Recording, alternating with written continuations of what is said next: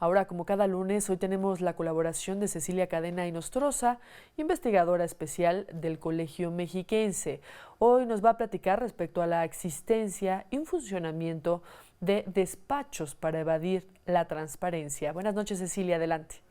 ¿Qué tal, Aida? Muy buenas noches a todos.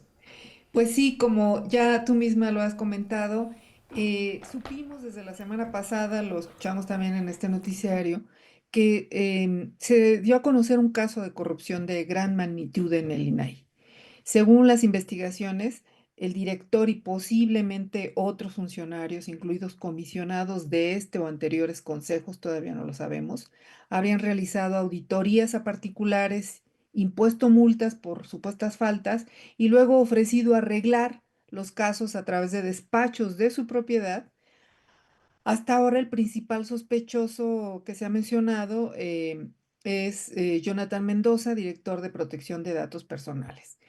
Pero la existencia de estos despachos que se dedican a estas prácticas, no solo para resolver multas, sino también para gestionar solicitudes de información que los sujetos obligados no desean entregar, es algo que se conoce desde hace tiempo, no es de ahorita.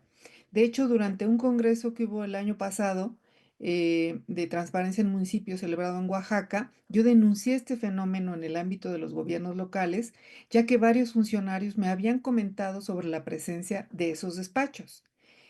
Esta mera presencia para evadir la transparencia ya constituye un acto de corrupción. Sin embargo, en aquel momento, fíjate, no habíamos considerado un elemento crucial en esta, digamos, ecuación. Y es que los dueños de estos despachos pudieran ser los propios funcionarios del INAI o de órganos estatales. Mi denuncia en aquel congreso se centraba en casos a nivel estatal, pero ahora vemos que el problema podría ser mucho más profundo y extendido. La posible desaparición del INAI, como sabemos, ha generado un intenso debate.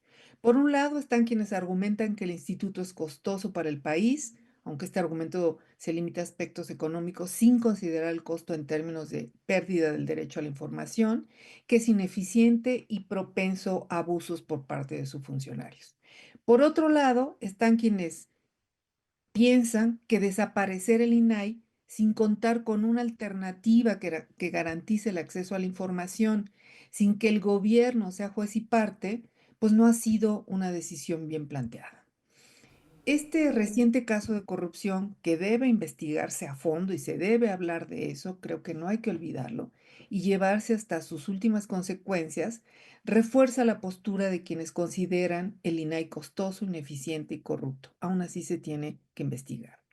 No obstante, ni los legisladores ni el gobierno federal han explicado de manera clara cómo se garantizará el derecho a la información, ahora que las atribuciones del INAI ya pasarían a la Secretaría de Anticorrupción y Buen Gobierno.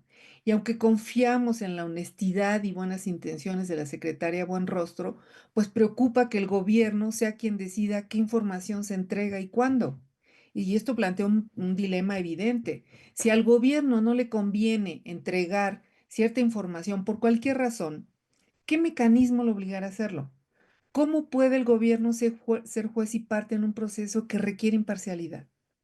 Los árbitros, no hay que olvidarlo, cumplen una función esencial, que es mediar en conflictos entre quienes demandan y quienes se resisten a cumplir.